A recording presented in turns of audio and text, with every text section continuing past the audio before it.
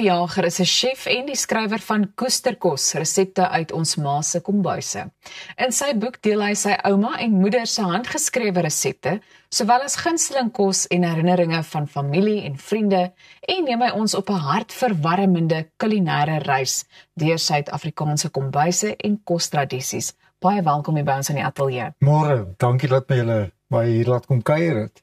Goed, wat het jou geïnspireer om kos en herinneringe van jou ma se kombuis te deel? Weet jy, ek is in daai gelukkige posisie, ek het nog my ma en my ouma se handgeskrewe kookboeke.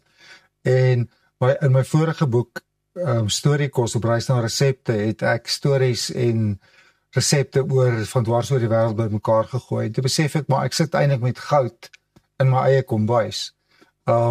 En die resepte dek die tydperk 1914 tot 1989. Sure. So ek kyk basies na 75 jaar se Suid-Afrikaanse kosgeskiedenis oor veral met die fokus op resepte wat saamgestel is deur vrouens op plase en klein dorpies en ver afgeleë gebiede, waar daar nie noodwendig groot winkels of beskikbaarheid van interessante bestanddele was nie.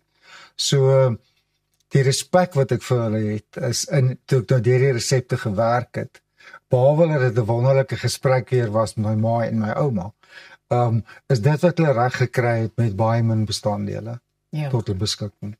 Sê vir my, en jy vind die hele resepte deel nie, want dit is waarom ons jou boek in die hande moet kry. Precies. Maar is daar miskien een van jou ma of ouma se resepte wat vir jou die spesiaalste is of wat jou die naaste aan die hart lê? Weet jy, ek dink dit gaan terug na kosse, kinderherinneringe toe. En my ma was 'n groot bakster.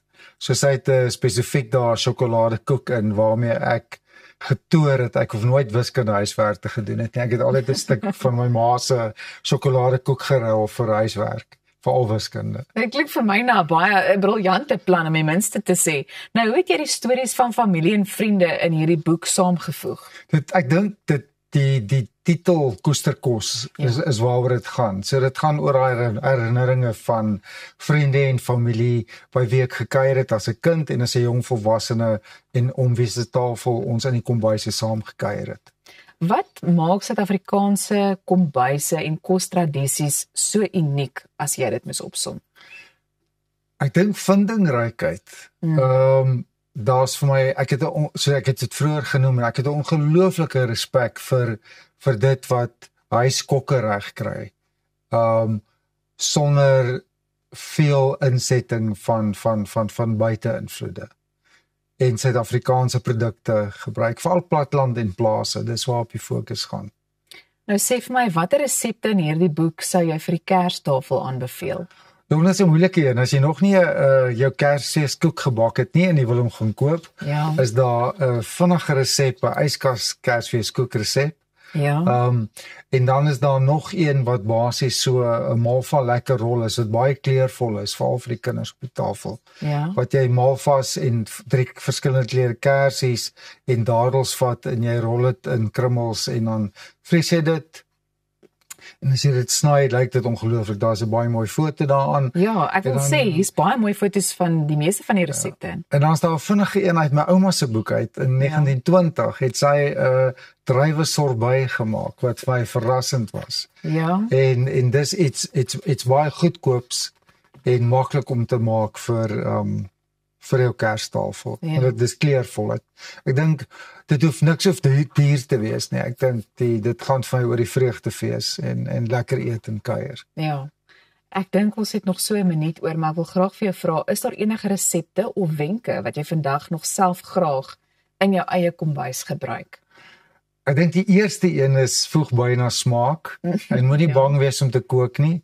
Kyk wat's in jou spenskas en gebruik dit. Niemand gaan jou toets nie. Dis jy's in beheer van wat in jou kospotte aangaan.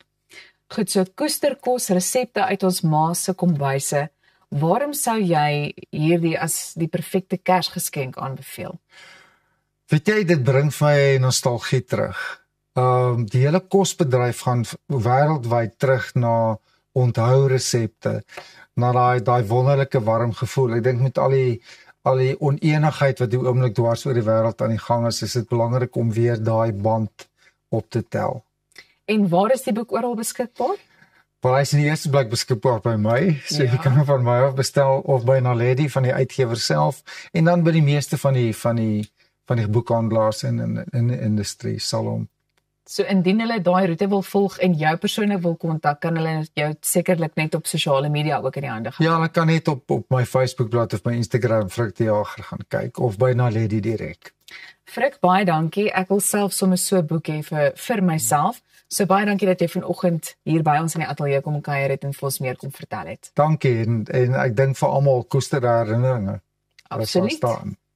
Goed, bly ingeskakel want net hierna gesels ons met Sandra Prinsloo en David Verweer oor hulle teaterproduksie Styx in River. Jy is ingeskakel by Goeiemôre, good morning. Ons is nou weer terug.